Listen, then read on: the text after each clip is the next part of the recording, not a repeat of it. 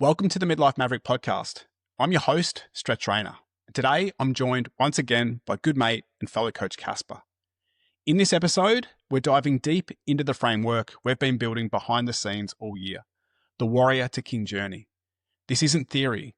Caspar and I have walked this path ourselves, tested it, redefined it, and now we're getting ready to launch with a small group of men in September. If you've ever felt like midlife is a grind, like you're ticking all the boxes of success but still feeling unfulfilled, this conversation is for you. We're going to unpack why the warrior energy that drove us in our 20s and 30s starts to burn us out, and why it's time to shift into the king, a man who leads with wisdom, presence, and purpose. This is about letting go of the old story, taking on the challenge of inner work, and reintegrating it as the man you're meant to become. Midlife isn't a crisis. It's a rite of passage. So let's dive in. Stretch, thank you for having me back onto the podcast. Well, mate, we got something we want to share. You and I have been very busy over, I suppose, most of 2025, really, building something new. And it's come to that crunch time where we're about to launch the beta version of our Warrior to King framework. And we thought we'd do a podcast just to sort of share the journey of building this framework, the journey of you and I actually doing it from a client perspective. So us walking the path, and then what we're going to do in September with that beta group.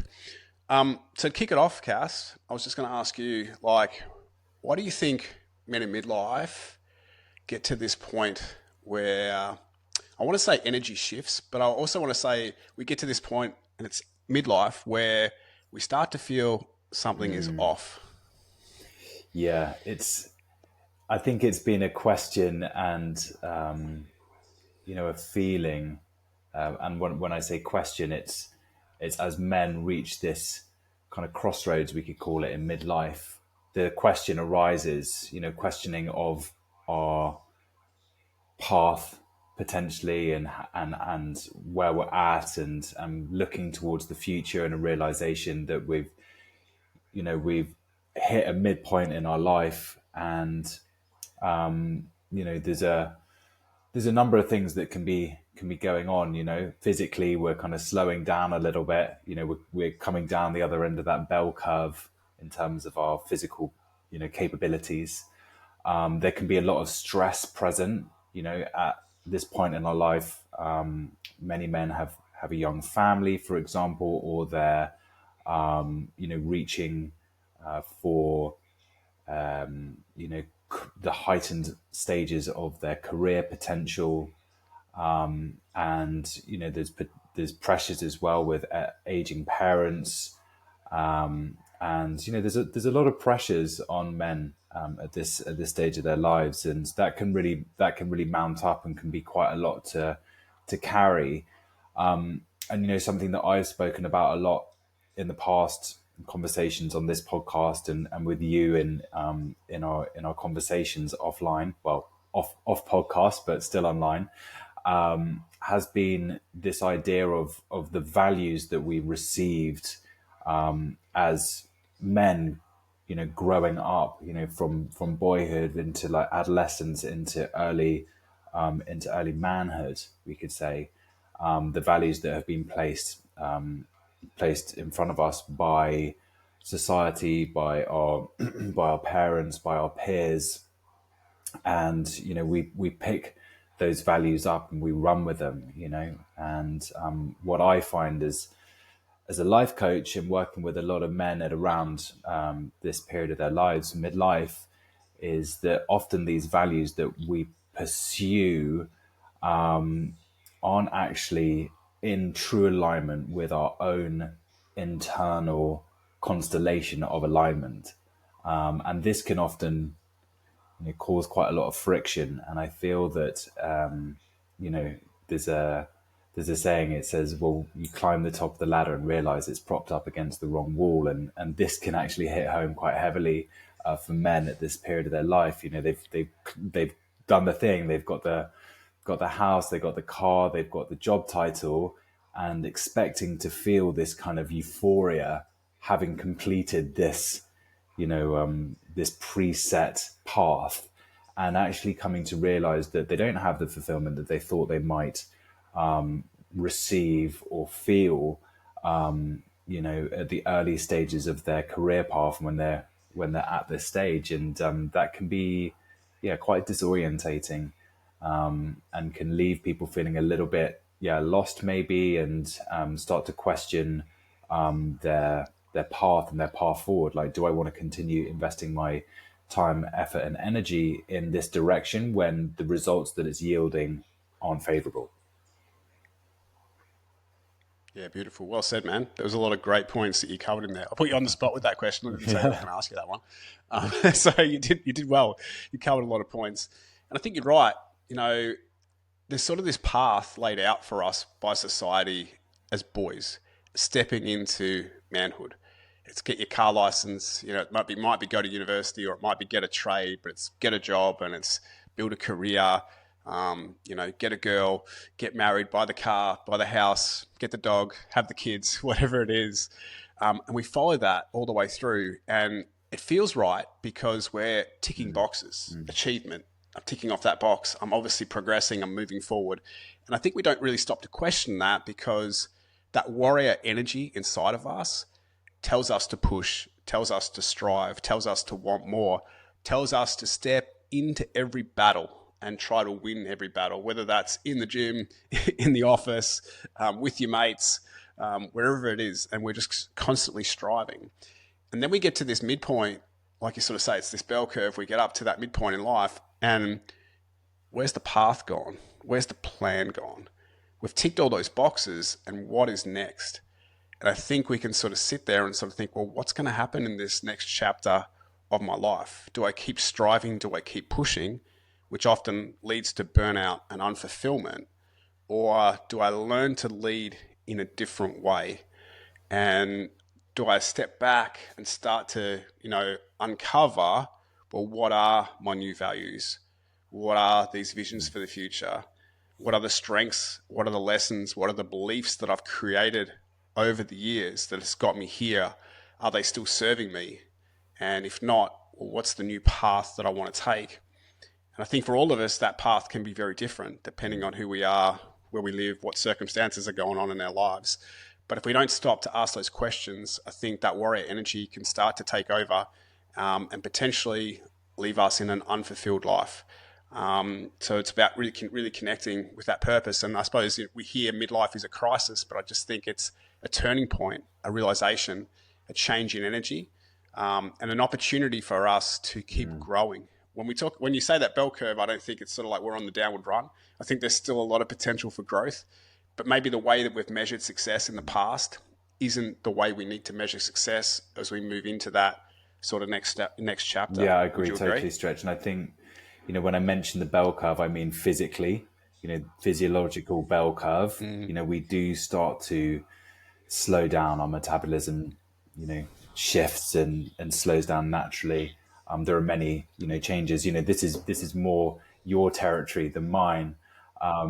The physiological changes of men in midlife. Mate, I'm still pushing to keep going. I'm still chasing those weights in the gym and still working hard.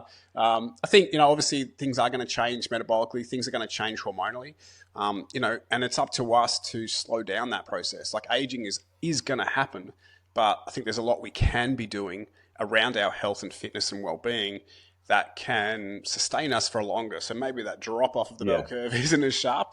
But we shouldn't expect to be the man we were in our 20s or our 30s.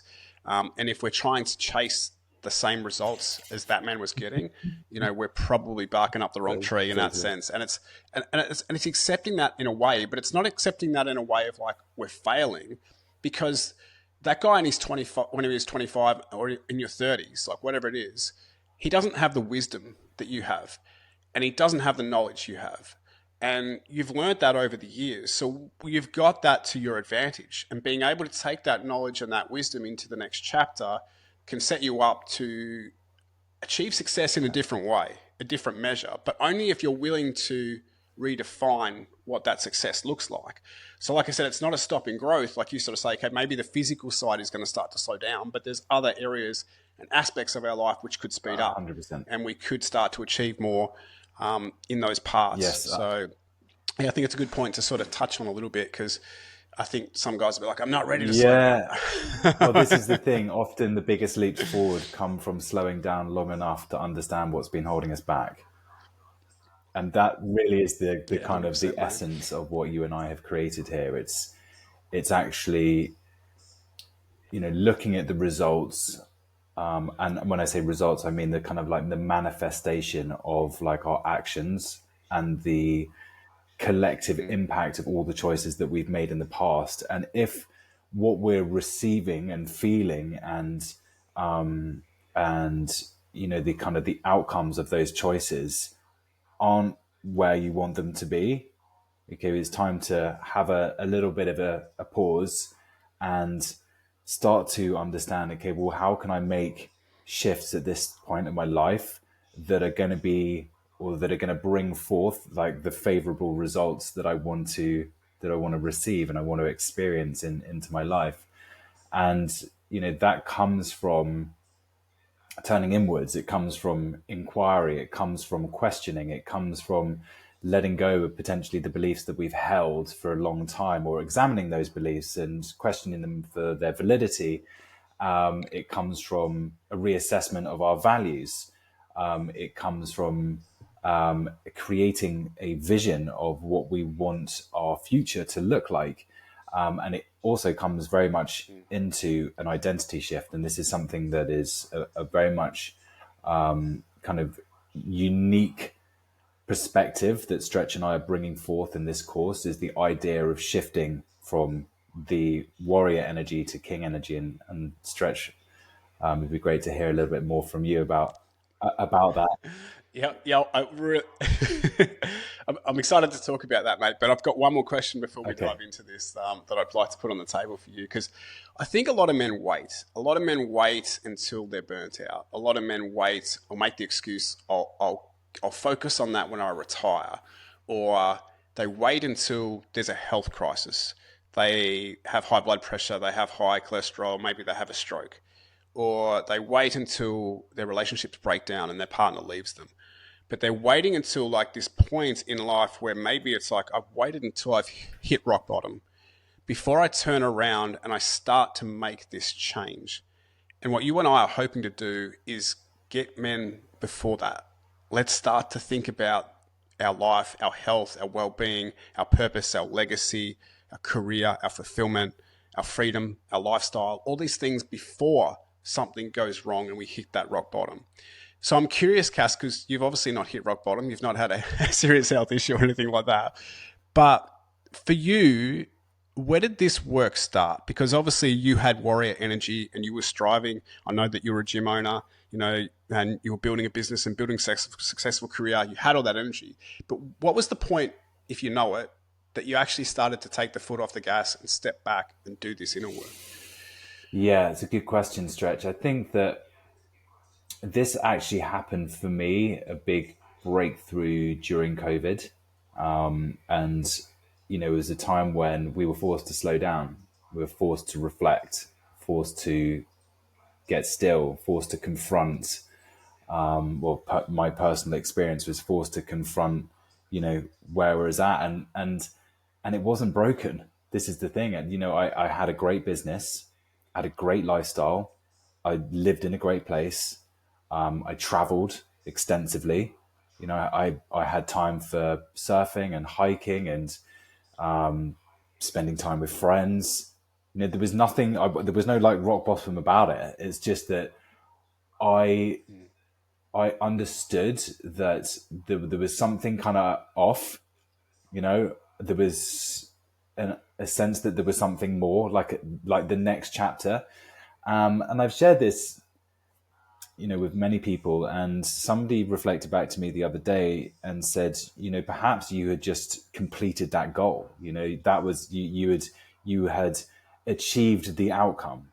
I'd set this vision when I was in my late 20s, and here I was, kind of age 36. I'm like, I've done the thing, and I know there's more to be had, but I don't know if that's that's going to arise or come forth from this current environment where I'm at. I wanted to deepen my knowledge in, the mind. Yeah, I'd really kind of understood the body up to a certain point. Obviously, could have gone deeper with that, and but what I was really experiencing was that a lot of the conversations that I was having with my clients at the time was very much about orientated or came down to the beliefs that they held and how those beliefs then impacted their health and well-being and their general levels of fulfillment, which really fascinated me. I'm like,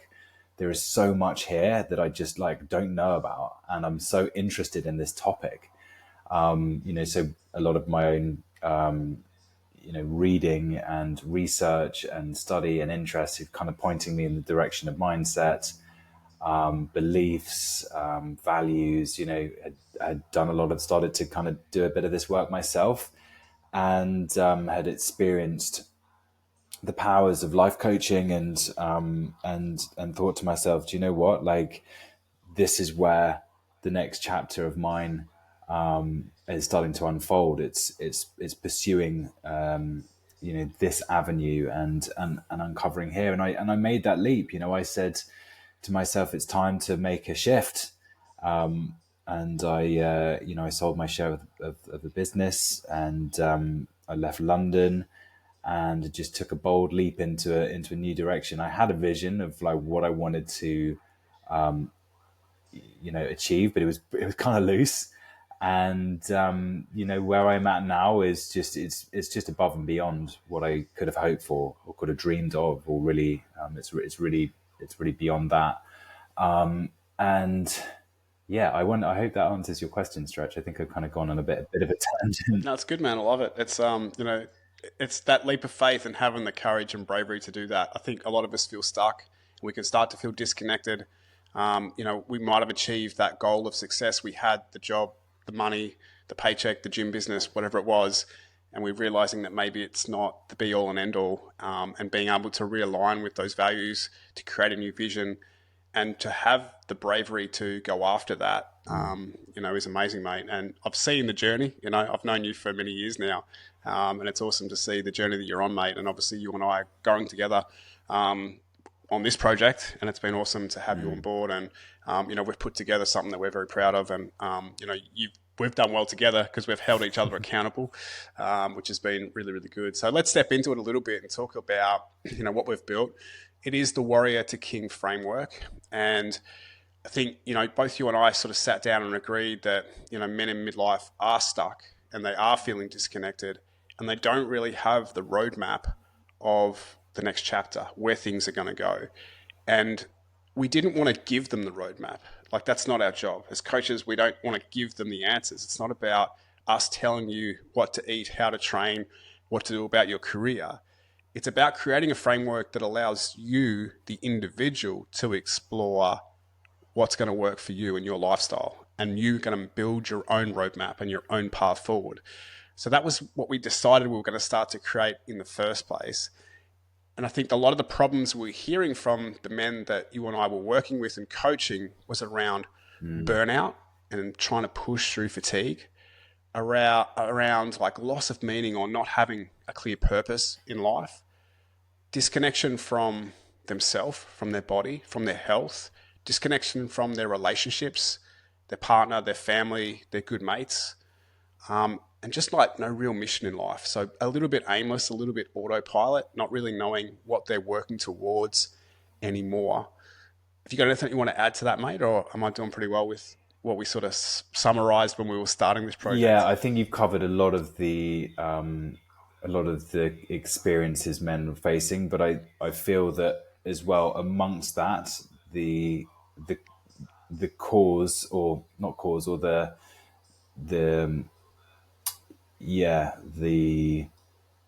experience that men find themselves when they're holding these unknown kind of blocks, it manifests as stress. And that's a big one. Stress and lack of clarity, I think, as well is also something that I see a lot. Yeah, 100%, mate. The pressure for guys, I think we're always under a lot of pressure, and that leads to, a lot of the stress and a lot of the feelings and emotions we're talking about here. And, I think you and I agreed that, just exercising or just fitness coaching isn't the solution. It's a part of the solution, but it's not the whole solution. Potentially just life coaching or health coaching, it's not the solution. And sometimes just like men's groups, they're all great things. They've all got their benefits.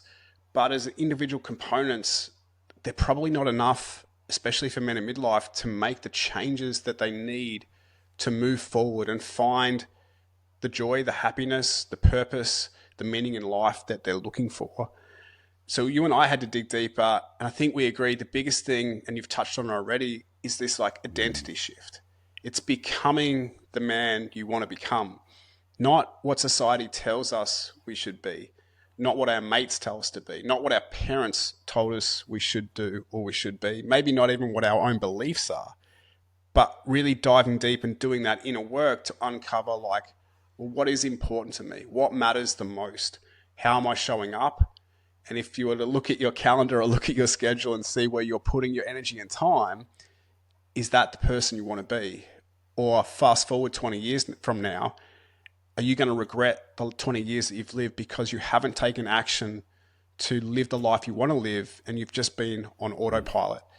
And I think the way we decided to break free of that was the identity shift. You've got to step into that role of the man you want to be and be willing to let go of the old beliefs, let go of the life you've been living that served you so well in your 20s and 30s, but now it just might not fit moving forward. And that's where I think the Warrior to King sort of came together for us. We started to look at masculinity. We started to look at the archetypes of masculinity. And we really started to discover that the warrior is the masculine archetype that serves us really well in our 20s and 30s. But if we keep trying to push as the warrior, then we're going to burn out. So we have to step into the role as the king. And the king, well, he's still a warrior. He still fights, but he fights in a different way. He has more strategy. He has more wisdom. And he's really trying to think about taking care of the relationships, of his health, of his castle, of everything around him. So he's leading in a different way compared to the warrior. And it's being able to step into that. And I think what we captured really well when we started to look at these masculine archetypes is we started to build this identity, which gives this visualization of men letting go of the warrior and that identity and stepping more into the role of the king and the leader. And I think when you and I both sort of clicked with this, it really sort of hit home. Do you remember when we were talking about this, Cass? And do you remember? Yeah. I mean, for me, when we started talking about Warrior King, it just immediately think of the Jungian archetypes and the energetic imprint of the Warrior King. You know, there are four main archetypes. There's the warrior, the king, the lover, and the magician. You know, that Jung talks a lot about in his work. And you know, at any one time, we can move and shift between those different archetypes, and those archetypes have specific characteristics of that sit under each of those archetypal embodiments, right? And what we were seeing is that at a particular age, i.e., kind of adolescence into into we could say like early or the first stage of your kind of manhood, you know, the archetype that is very much at play is the warrior, you know. And when we bring warrior energy to a to a system or to a certain way of being and operating that isn't quite working for us anymore, we're creating a lot of force and pushing against something that is a framework that doesn't really serve us, right? And that causes quite a lot of tension. So the idea here is to firstly examine the framework and start to understand, well, is this framework going to set me up for success in the second half of my life? And also, how do I start to shift the energy archetype, so that I can, start to let go and embody this new stage of my life. Yeah, exactly that, mate. I think it was an exciting time when we sort of started to touch on this because, to be honest, like I never slowed down enough to sort of question masculinity myself. Like, what does it mean to be a man, and what does that mean to me? I think our definition of masculinity can be different depending on who you are, what stage of life you're in, what you're striving for. But have you ever actually stopped to question that? Like, what is masculinity to you? And who is that man you want to become moving forward? And I think when we start to dive into that and you start to read more about it, these masculine archetypes come up, and it just helps you sort of see the transitions of life. Like you say, we can step into these archetypes at any point. Just because we're at midlife doesn't mean we still can't be the warrior, or we can't be the lover, or we can't be the magician. We can. These masculine archetypes come and go depending on where we are. But I think it's a time where the king needs to be dominant. We need to step into the role of the king, and we need to sort of try to encapsulate that archetype as best we can, because that's the archetype that's going to serve us more in this next chapter of our life. We can't keep pushing. We can't keep striving. It's not as fulfilling as it was when we were younger. That roadmap that set us on this path, the career, the house, the car, the job, whatever it is, we've ticked those boxes. And now it's like it's time to lead differently. And it's time to think about legacy. It's time to think about purpose. It's time to think about, okay, our health and our well-being and what's happening to us, because these are the things that we can control. And if we don't take charge of them now, well, then when we talk about vision, we jump forward 10 years from now, who is the man you will become if you don't lead yourself in a very different way? If you stay as the warrior, where's that going to get you? If nothing changes, if you're still fighting the same battles that you are now, where are you going to be? But if something changes and you have the opportunity to take control of that, to lead your life in a different way, to become the king, who is that man in 10 years from now?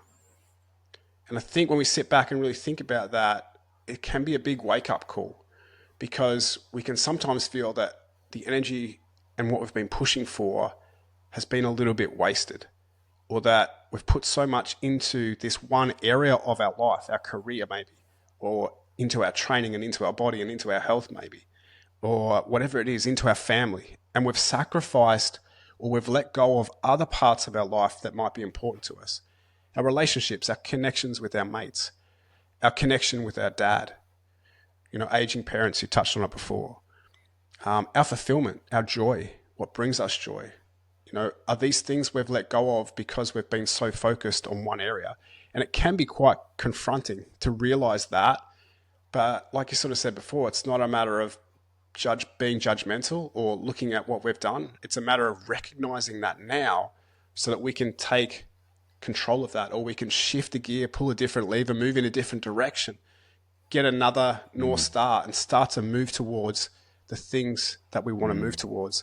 So it can be quite powerful. It creates a lot more clarity. It creates a lot more connection, and it gives us more purpose in midlife. And when you and I did this work, you and I both have done some of this work before, but through this framework that we've created, we learn a lot and we got a lot out of it.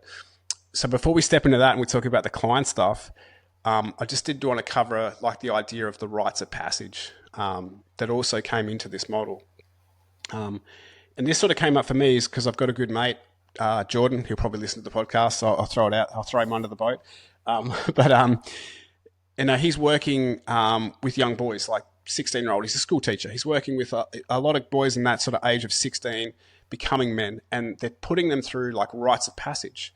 And it's that, traditional sort of ancestral tribal sort of thing around recognizing that point in life where boys become men. And, in a lot of cultures, there was some sort of ritual there. The boys got sent into the wild and they had to survive for 3 days, or they had to climb a mountain and they had to come back, or they had to go and kill a tiger or a lion or whatever it was, in these tribal times, to step into the role of the man or to step into the role of the warrior. But through this recognition process, through this rite of passage, it allowed the boys to let go of who they were, the boy, the child, and step into the role of the warrior in the tribe. But also when we look into that, there were also rites of passage for men in midlife. When they were no longer the warrior, they became the chief, or they became the elder, and they started to share stories, or they started to look after the tribe, or they started to think about how to keep the tribe safe. So they stepped into a different role. They were no longer the hunter that would go out and fight and bring home the meal, because they'd been through that part of the journey. But again, it was this recognition of the change, the recognition of them being the warrior and having achieved everything the warrior needed to do to hunt for the tribe, to feed the tribe, to keep the tribe alive, maybe to fight battles against other tribes, whatever it was, to then become the elder, or to become, the leader of the tribe in that sort of context. And again, through, our society shifts and changes, these points in life or these rituals have been lost, and we're not connecting back in with that. And that's partly what we think when we get to midlife, that we feel this tension, we feel this pressure, we feel this unease or this disconnection, because we're not aware of the change in energy or the rite of passage that we have to go through. So combining the masculine archetypes and understanding that, and also thinking about the rites of passage and the shift, I really think you and I managed to capture something pretty powerful along the way with this, mate. And I remember when I brought up the rite of passage that you were pretty excited with that. Yeah, I'm really excited about it, because it's something that is fascinated me, especially with indigenous tribes. There's a rite of passage for young men in Brazil and across parts of the Amazon, wearing the glove of the bullet ant, which just looks unbelievably savage. The bullet ant has one of the most venomous and potent stings in nature, and they capture these ants and they sedate them with this this liquid that they create through a mixture of different plants, and then they weave the ant into these gloves. So the head of the ant is on the outside, and the abdomen of the ant is on the inside of these gloves. Hundreds of them. A single bite from a bullet ant can render a man unconscious, pretty much. The pain is supposed to be incredibly intense, and they have to wear these gloves, and then for about 10 or 15 minutes, and then they dance, and they stand, and they're dancing, and it's you see these incredible rites of passages that take place, and obviously in the Native Americans. Would go on vision quests as well, and into the wilderness and be with themselves, and they would go as a boy and return as a man. And it's not just their own transformation that they experience, but it's also how they are then witnessed by the rest of that community. They are then treated like a man, and it's a shame that these rites of passages have been lost. However, there are pockets and groups and organizations that do use and have kind of resurrected the rite of passage. And I'm actually going on one myself in October. I've been going through a mentorship process for an organization here in England called A Band of Brothers, which is a group of elder men who mentor and support younger guys, usually between the ages of 16 and kind of 20, individuals who've been through the criminal justice system or been in care, and had a really challenging start to their lives, which has meant they've taken paths that have led them into quite a lot of trouble, drugs, crime. And so the elder guys of the community are there to support and mentor the younger men, and come together in community circles and to be able to see these young men and support these young guys. And in order for myself to be a kind of initiated man of this group, I have to go through a rite of passage weekend at the beginning of October. And I've asked, very curious, I'm like what is involved in this rite of passage weekend? And they just won't tell me anything. It's like a strict secret. I'm like, okay, what's going to happen? So I would bullet ants. It's going to involve bullet ants. Really hope that doesn't involve bullet ants. No, I'm sure it doesn't.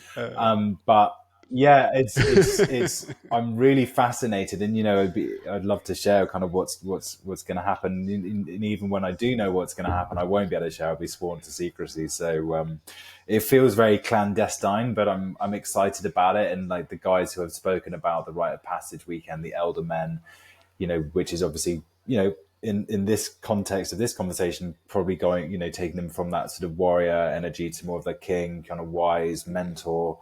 They all say to me, it's like, yes, pretty serious. So, I've gone through some hard experiences in my life, but let's see, we'll see how that unfolds. I look forward to hearing more, mate. And what a great cause, and be awesome to be a part of something like that.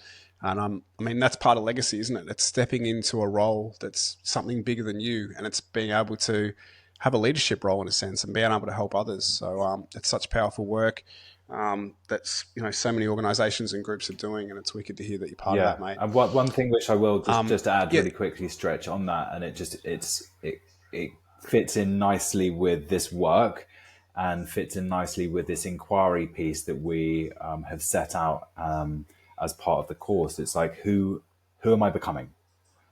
And really tuning into that. And for me, it's like, well, who do I want to be? Like, how do I want to show up as a man? It's like, what do I stand for? What's important to me? How am I giving back? And that's who I want to be. I want to step into this role of service, and this and be a man who contributes to his community in any way that I can, and actually using the skill sets that I have as a coach. I'm very well placed here. So just a little side note on that. It's like I'm taking action. That's perfect, mate. It reminds me of the conversation I had with Astrid, who was on the podcast, and we were talking about the warrior to king. And we're talking about the warrior energy is all about, well, what can I get? I want to get the job. I want to get the money. I want to get the paycheck. I want to get the girl. Whatever we're after, we're always chasing more. But then when we step in the role of the king, it's like, well, what can I give? How can I help others? How can I show up with different energy? How can I contribute? What's my legacy? How can I be, part of the community? So again, it's just that shift in energy, or it's a shift in perspective of, I don't have to chase anymore. I've created a lot. I've achieved a lot. I've ticked all those bloody boxes. But now it's an opportunity for us to give back. And that's quite rewarding. That gives us a lot more sense of fulfillment than potentially chasing all the time. So, it's a great point that you share there, mate. And it reminds me of that conversation. So thanks for that. When we dove into the rites of passage, we came up with the three sort of areas that make up, this framework. Number one is like the separation. So it's letting go of the old identity. The boys moving into warriors in the indigenous tribes all over the world, when they were going through, their rite of passage, it's letting go of the boy and, stepping into the identity or the role of the warrior. So separation, what do I need to let go of? Number two is the challenge. So often there was a challenge, whether it's putting your hands in gloves that are covered in bullet ants, or whether it's being able to survive in the wilderness, or it's going and killing the tiger. It's not what we're doing now in obviously our modern society, but there was always a challenge within, the rites of passage. It wasn't something simple that we could just step into. So it's about doing the inner work, and that's what it is in midlife. It's doing the inner work. It's asking those questions, because most men don't do that. They step away from that inner work. It's hard work. It's challenging work. It can be quite confronting. It's easier to ignore it. It's easier to keep on autopilot and do what we've always done than to really sit with the question of what are my values? What is important to me? Who is the man I'm becoming? All the stuff that, you and I've already touched on. What does masculinity mean to you? Who is that man you want to become? So the challenge is the inner work. And then it's what we call reintegration. So not only do we have to go through letting go, and we have to do all the inner work, if we're going to return as the king, if we're going to return and change the identity, well, then we've got to be able to integrate what we say. And I think that's another big thing that we've managed to do quite well in this framework, because often you can go and you can buy a self-help book, or you can go on a retreat or a workshop where they will do this kind of work, and you'll step into that and it creates great energy and you do the work, But then when you leave the retreat or you finish the book or you've done what you've done, you fail to implement it, and you fail to hold yourself accountable to keep going with what you said you're going to do. So you fall back into the old beliefs or the old habits or the old ways because you haven't reintegrated the new identity. And that was that was probably a big challenging part for you and I, mate, to sort of capture, that reintegration, and find a way that's going to help these men and ourselves, obviously, keep the practice going, keep committing to the steps, and keep committing to the actions that we said that we were going to take when we did the deeper work. So yeah, it's been quite a powerful journey for you and I. So the next thing we're going to talk about is why we did the framework ourselves, mate. So we built this framework, you and I, we put it all together, and then we could have released it and started working with men and got them to do it. But we decided that we were going to hold off. And we've spent the last probably a little bit longer, probably 12 weeks it's taken us to get through this. It's only a 9-week program, but we were sort of rewriting it, recreating it, editing it, improving it as we went along. So it took a little bit longer. So why did we do that, mate? What was the reason behind us stepping into the arena? Well, I think firstly we were excited to do it, right? Like when we put it together, I was like, damn, man, this looks great. Like, I want to try this. This looks really good. And also, we want to go through and test it ourselves and experience the flow of the course. So we're like, okay, does this work? Is this too much? Is there not enough here? Have we emphasized this properly? How does it feel like to actually walk this process? And so to really know it inside and out so that we can talk to our participants with experience on, okay, this is what you'll feel like at this stage. For example, values, which is one of the modules that's relatively early on within the course. It's murky. You're getting into the weeds. It's not easy.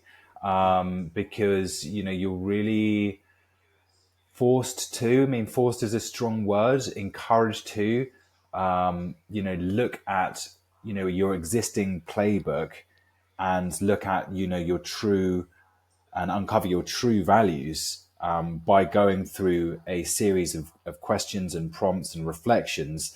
And what can arise is that the values that are really innate within you, your true value constellations of your own unique way of being, and the values that you are operating from, there might be a misalignment there. And that's often where we experience a lot of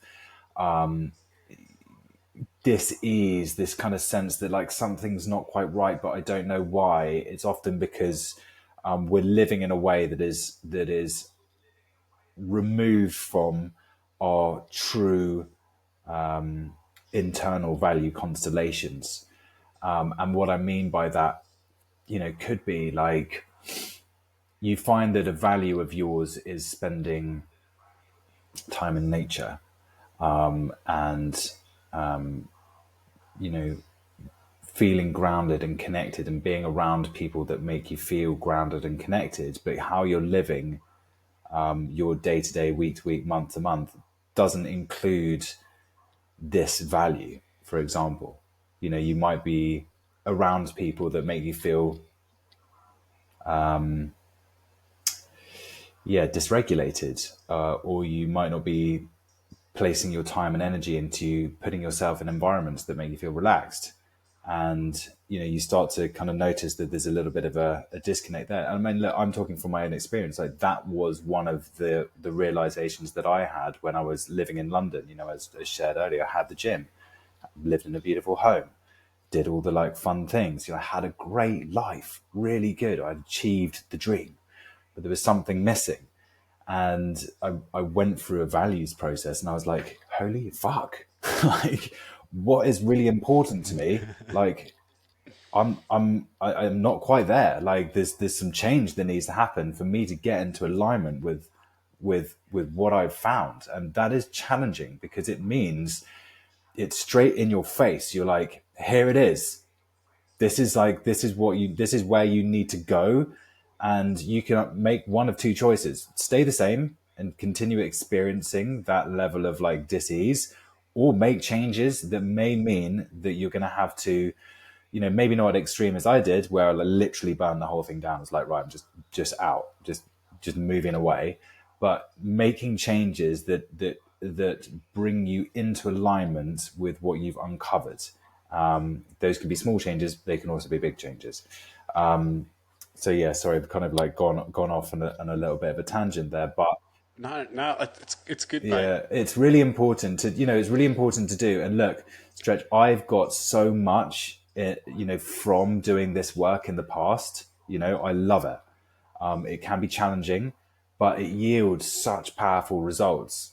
I mean, honestly, like I look out of my window in my office and looking over the sea in a place that I love. I've got all of the things that I identified that was lacking in my life, 5 years ago, and now I have that all, and my life looks very different, but it is in an incredible alignment with what I wanted to move, the direction that I wanted to move into. But I wouldn't have been able to find that without going through a process of slowing down, digging deep, and really understanding kind of what was missing in my life.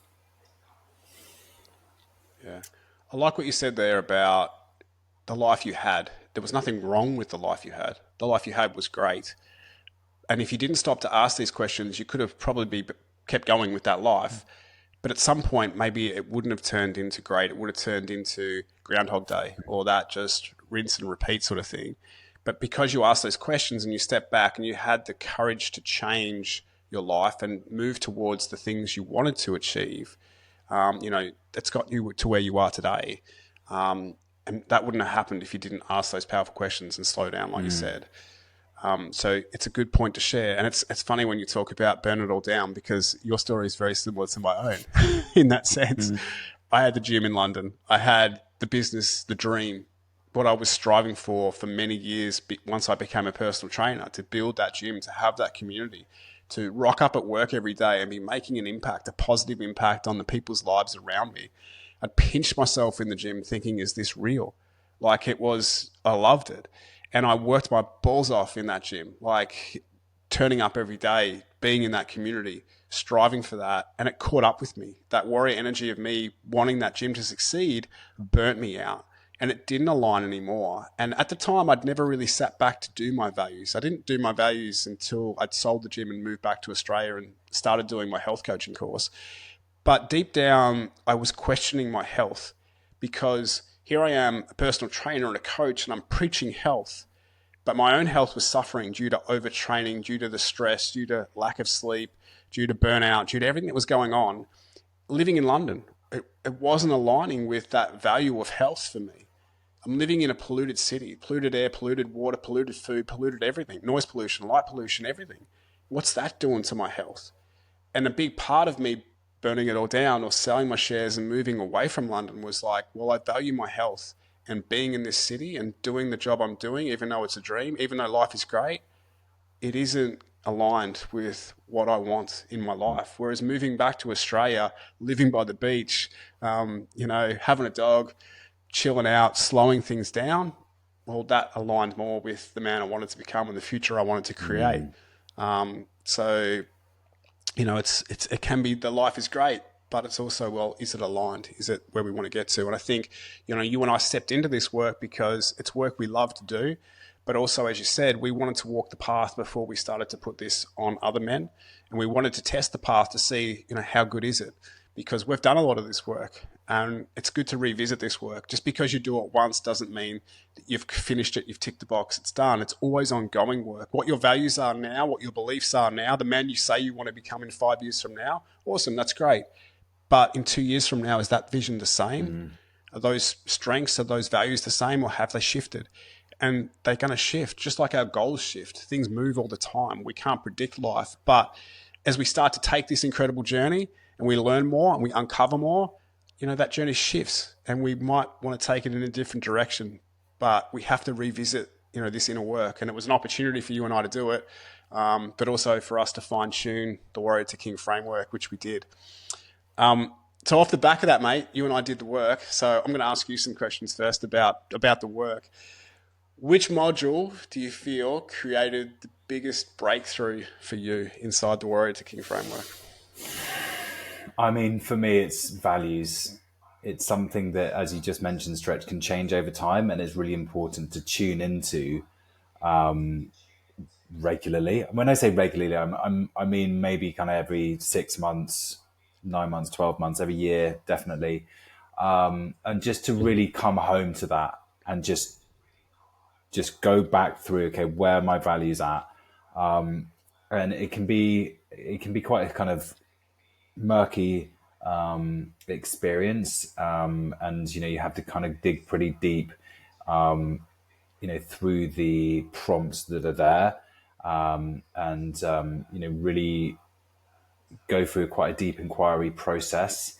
But what kind of comes out of that murky process, I find, is some real gems, and those gems can really help us identify the path forward.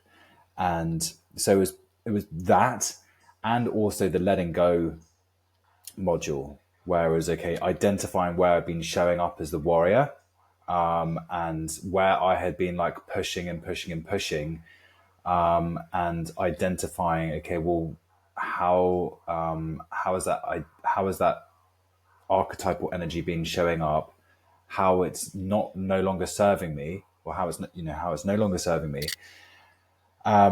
So there's been more than just one. There's been the values, the letting go, and then really like the integration, which comes towards the end of the process, where we're left with a very clean and simple plan. And I've shared this with you many times, Stretch. It's like, I love a plan. I love a very simple, do X, Y, Z, and rinse and repeat this, knowing that it's actions that are deeply aligned and make sense in a process of not only like inquiry, uncovering and letting go, but then you arrive at a very simple, straightforward strategy through this process to go, okay, well, this is what I need to do. If I can just rinse and repeat these things each day and tune into this kind of consolidated vision each day, then all I know that I need to do is just is do this,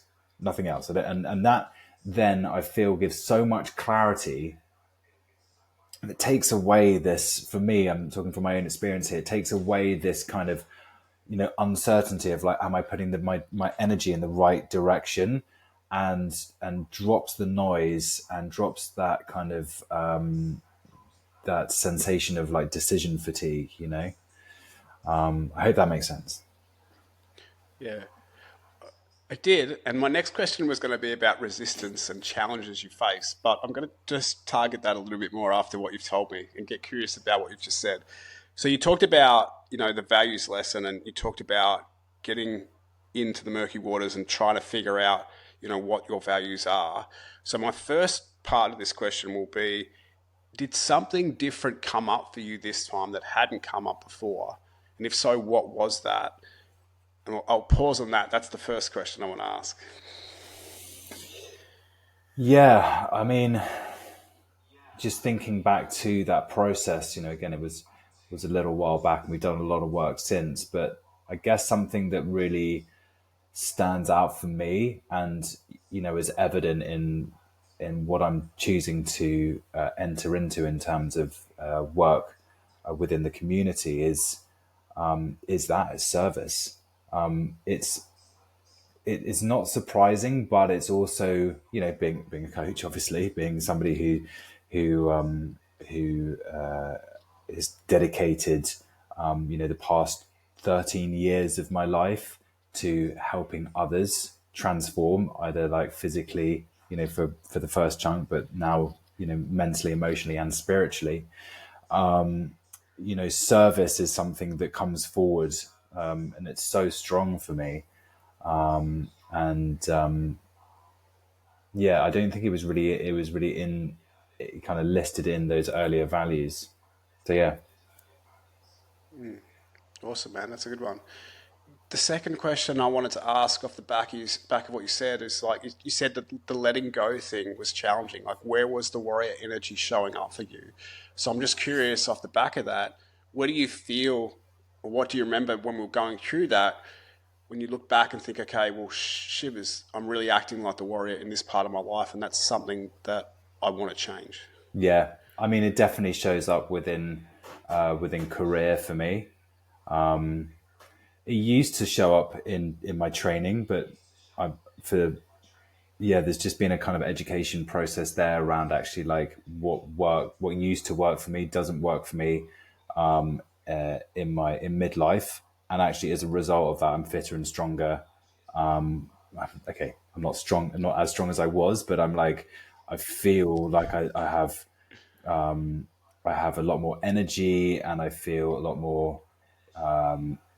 I feel kind of better within my body because I've changed how I train. I'm no longer showing up with that like warrior energy, but definitely within work, it's like, you know, letting go of this idea of like more equals better results. Like pushing is gonna give me the result that I desire.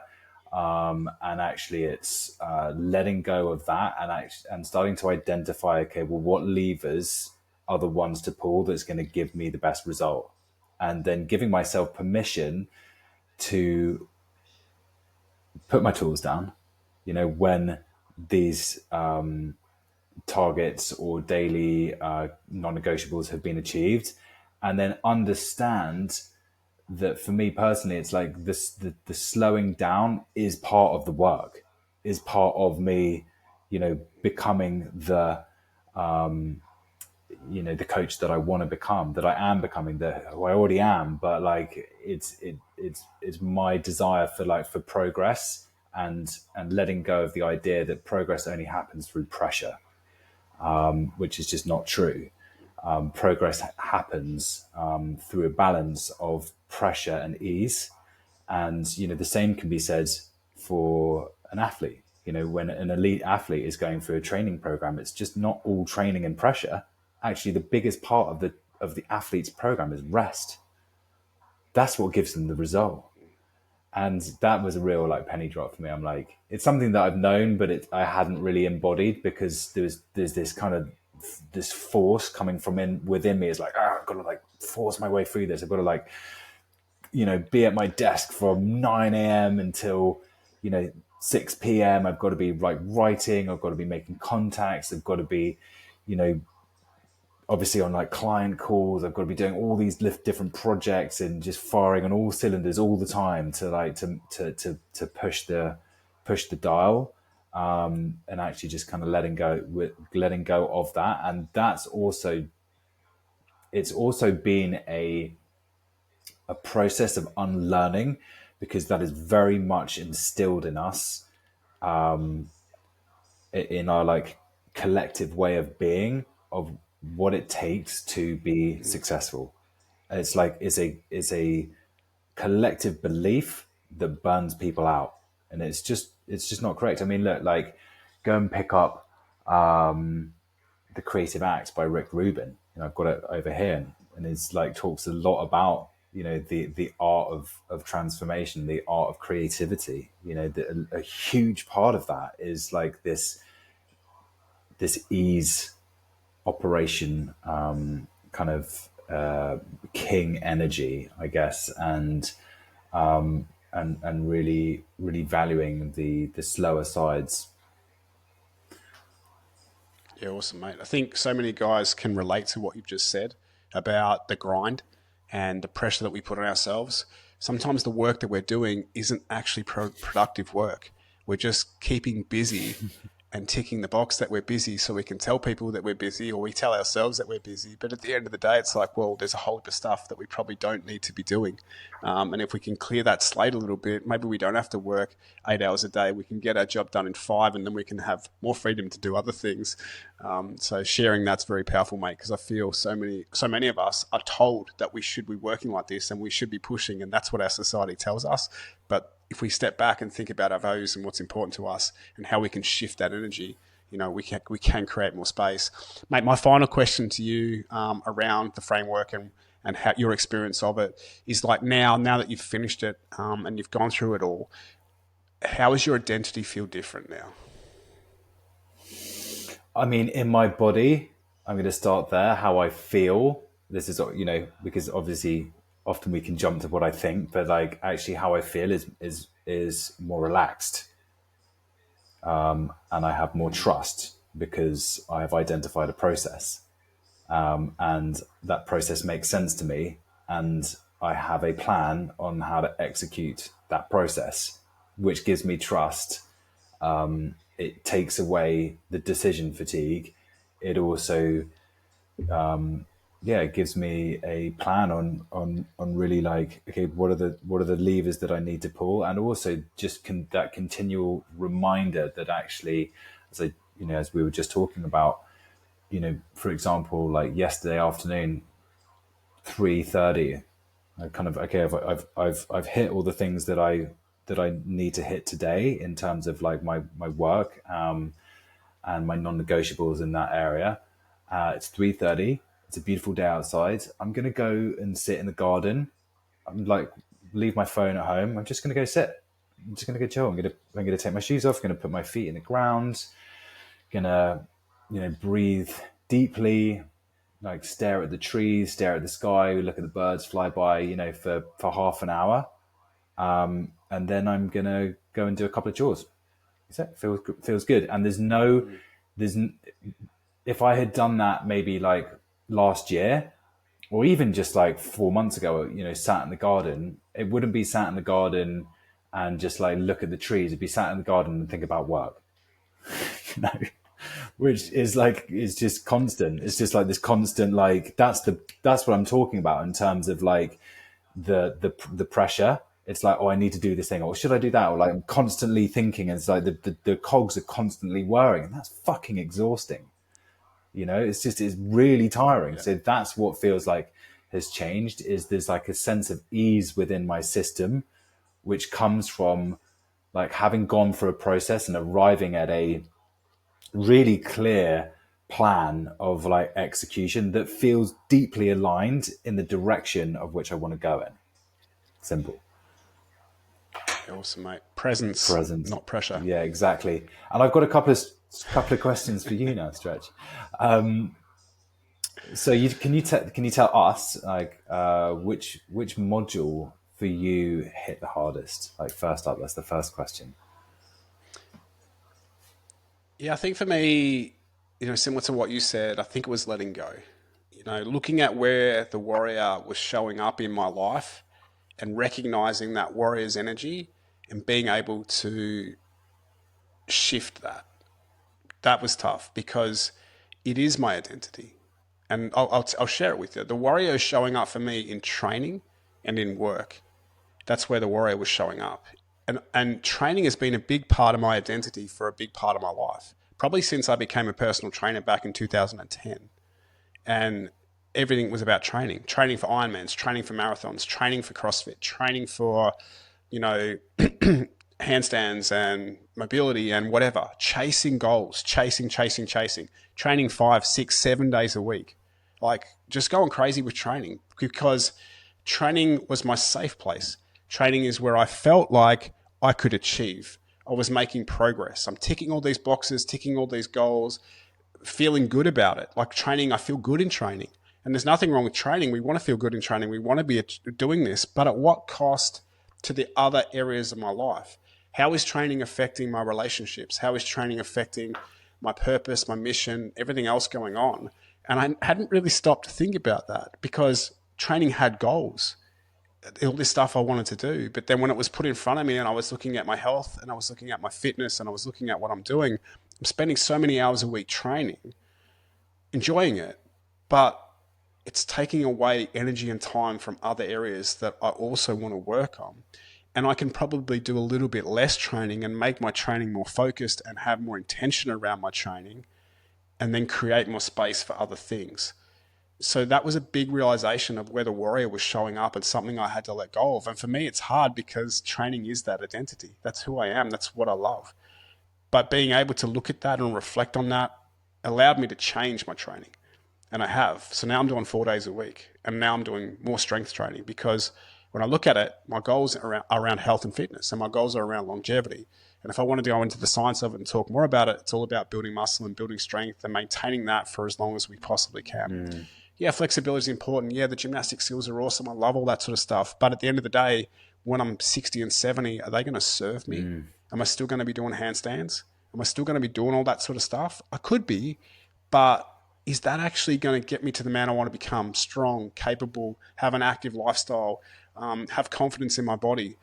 Probably not, because it's not going to tick all those boxes around building lower body strength, building muscle, all this other stuff. So it made me realize that, and I've had to step back from that and go, you know what? I can do less in training and achieve more. Yeah. So let's do that. Yeah. Let's make that happen. Let go of all those beliefs I've been telling myself around training and shift in that way. Yeah. So letting go was hard. And even in work, my work has been something that I'm proud of and something that, again, I tick all those boxes. I achieve, I accomplish. It's everything that I'm doing. But it makes me feel impatient. I'm rushing. I'm trying to get more done. I'm not present with my daughter. I'm not present with my partner. I'm not present with my family because work is always going on in my head.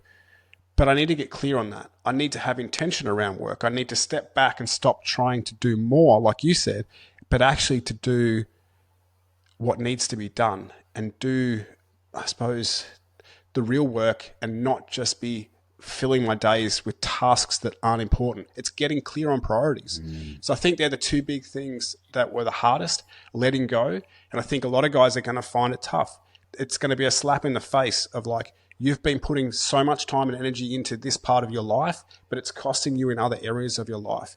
Do you want to keep going down that path for the next 5 years? Is that going to serve you? Or do you want to take the foot off the gas a little bit in that area? I'm still training. I'm not stopping training. I still love training. It's still a big part of my life. But I'm taking the foot off the gas, training with more intention, less time, and giving myself the energy and time to put into other things. Yeah. Thanks for that share, Stretch. There's a question that comes up for me, or just to kind of really drive through on that point is, when you spoke about, being able to do a handstand in your 70s, I'm like, at the cost of what?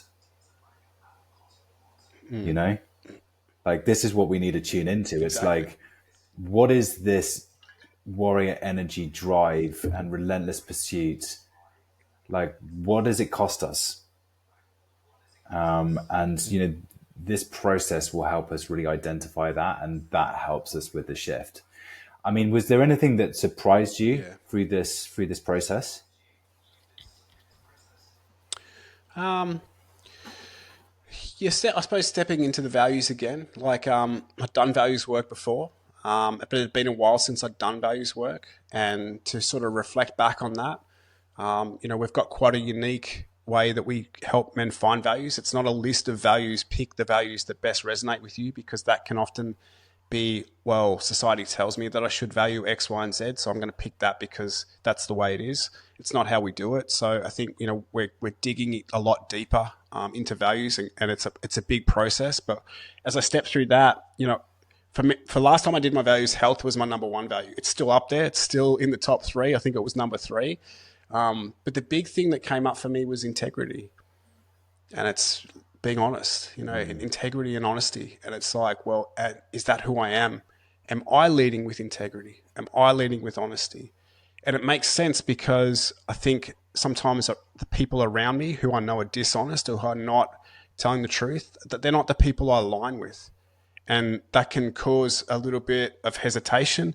But it makes me realize that, well, if this is not someone that's being honest and being true and, putting that out there, well, then of course they're not going to be a person that aligns with my values and my visions and who I want to become. So maybe they're not the people I need to surround myself with.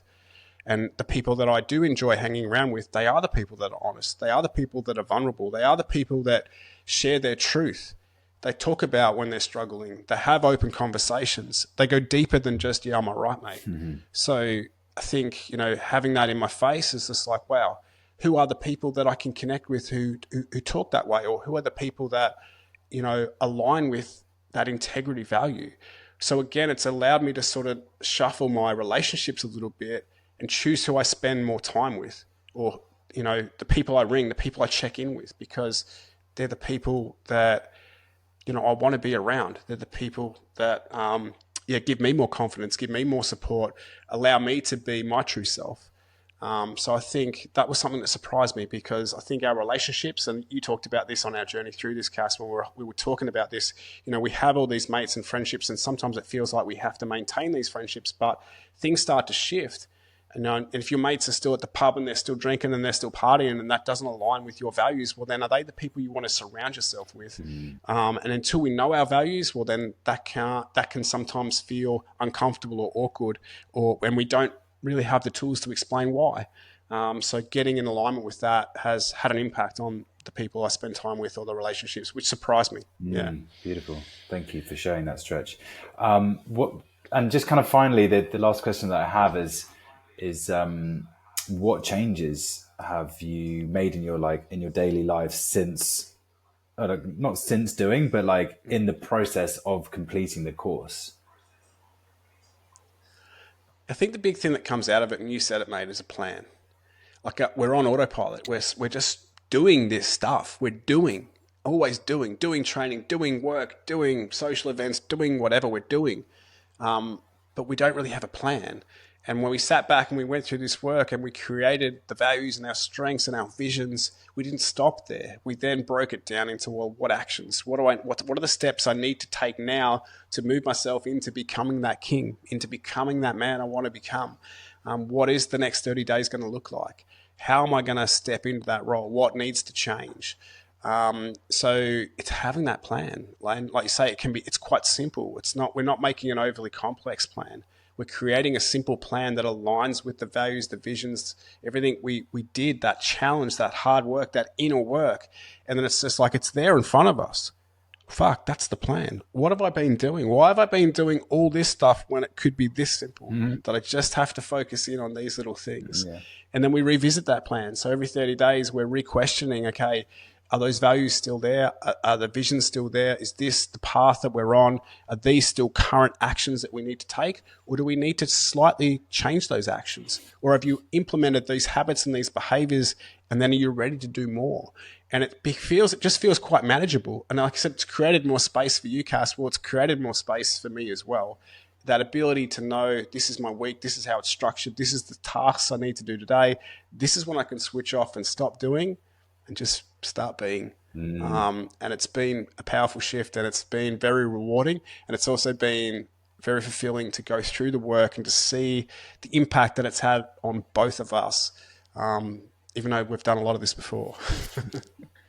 Yeah, it's been great. Yeah. Cass, we're chewing up the time, so we better jump into this next little bit, and it's all about our beta launch. So in September, we're going to launch this with a small group of guys, maybe 10 to 12. It's just going to be a small group, and we're going to work through this. We're going to do it at a huge discount. Normally, we charge something like 2,500 AUD for this program. It's a 9-week program, but guys are going to better get on this beta for about $1,000. And we're going to take you all the way through the Warrior to King journey. So it's 9 weeks worth of commitment, working through separation, working through the challenge, and working through reintegration. And it's a framework in the sense of, like, the work doesn't stop when you get to the end of it. It's repeatable, and it allows us at certain intervals to recheck in and go through this whole thing. You and I, Cass, we held each other accountable every week. We checked in. And obviously, Cass and I are here to hold the men accountable. We're running the course. We're going to be doing that. But at the same time, you're going to get an accountability buddy. So we're trying to build connection, build relationships. Accountability is a big part of that process. So that's the other thing that's going to be there. You're going to have a group call every week. You're going to have an accountability buddy that's going to check in. You're going to have coaches that are going to check in with you. It's going to help you walk through this journey and support you through this journey. And a powerful journey it is. Who's it for? Well, it's for men who are ready to step out of autopilot. If you're ready to stop just living life on autopilot and you want to actually take control of this next chapter, then this is something that's really going to be very powerful. You need to have a willingness to change old habits and create a new way of being. You need to be ready to step into a new identity, the man you want to become. We want to open it up so that you can give us feedback on the course. We want to improve this. It's something that we're very passionate about. We want to take as many men through this course as we possibly can, because it's a rite of passage, and it's really going to help a lot of men in this next chapter. So, this first group, this beta group, you are our guinea pigs, but at the same time, we're going to really hope to get great feedback from you, some testimonials from you, and how we can improve this. You'll get lifetime access to this course, so you can go through it many times as you like, and ongoing support as well as we continue to grow this space. Cash, you got anything else you want to add about this? Yeah, that it's a powerful experience. Honestly, from my own experience of going through it, and have done, so many different types of like coaching programs and different, use different tools and different inquiry processes. Like, this is really complete. And as you said, Stretch, it's the accountability is so powerful here. We held each other accountable, throughout this process. But the piece that I think, and you mentioned this a couple of times in the conversation, that is just so valuable is this integrative plan, and I love this saying, which goes, knowledge is only a rumor until it's held in the body. So it's, what I mean by that is that, like you said earlier in the conversation, we can do the retreat, we can go and do the course, we can have all of the insight, but until we start to embody that knowledge into our day-to-day and into how we operate, it is just words. It is just like writing on a piece of paper. And arriving at this very, very kind of conclusive plan built off the back of this inquiry process, this deep process. It gives us such clarity, and it's also easy to integrate. And that's so important, because change comes about through action. And, when we have a clear plan of action, like, change basically is inevitable. But, you need to be, as you said, Stretch, like, willing to do the work, willing to change, willing to be wrong about like how you have, set yourself up and how you may be operating, and, to be humble enough to know that, and I think that's very important. Yeah, beautiful, mate. I love what you just said there. So the next step, if this is something that you're interested in, I'm going to post a link in the show notes, and you can either reach out to Caspar or myself if you want to have a chat with either of us. We're more than welcome to give you a bit of a discovery call. So there'll be a link below to speak to Cass, book a time with Cass. He's based in the UK, so UK time zone. Or myself, Stretch, I'm based in Australian time zone, so we've got pretty much all time zones covered. But I'm also going to put a link into an application form, because we want to be able to make sure we're taking on the right men for this. Okay, it's not open to everyone, but if you're ready to do the work, if you're ready to step in and make some big changes, then I recommend you fill out the application form. Our goal is to kick this off in September. We're going for the 22nd of September. The week before that, applications will probably close, so that we can go through it, Cass and we're going to choose, the men that we want to take on board for this first beta. So we're excited about this, and I think this is for men who know that they are capable of more, but they need a clear plan that's going to get them there. And we guarantee that when you get to the end of this program, you're going to have a clear plan, and it's going to change your life for the better. So if that is something you want, then I recommend you jump on and fill out that application form ASAP, so that you can potentially get yourself a spot on our beta course. It won't be the last time we run this. We are going to hopefully launch the real course, the whole course next year, early next year, and hopefully do it a couple of times next year. But that will be at the full price. So if you miss the boat this time, you will still have a chance. But, this is your opportunity to, be one of the first, and to help us make the program better. Cass, I really appreciate your time tonight. It's been awesome to connect again and walk through this. Is there anything you want to add before we finish up, mate?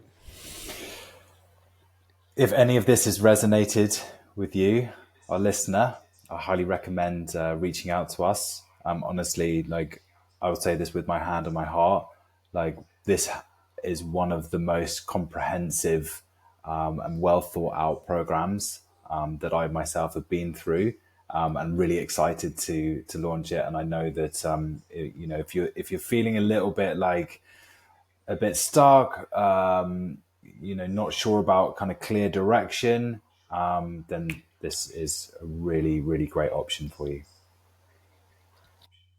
Excellent, mate. Well said. I'm just going to finish with, you don't have to burn out to wake up, and that the king is already inside of you and it's time to bring him forward. Thanks for tuning in to this episode of the Midlife Maverick podcast. Caspar and I are incredibly excited to bring the Warrior to King framework to life, not just as an idea, but as a lived journey for men ready to step out of autopilot and into leadership, purpose, and legacy. If what you've heard today resonates with you, this is your chance to be part of our September beta group. It's 9 weeks of deep work, accountability, and transformation. And it's designed for men who know they're capable of more, but just need a clear path forward. You'll find all the details in the show notes, including the application form and ways to connect directly with me or Caspar for a chat. Spots are limited, and this round will be at a heavily reduced cost. So if you're curious, don't wait. And remember this, you don't need to burn out to wake up. The king is already inside of you, and it's time to bring him forward.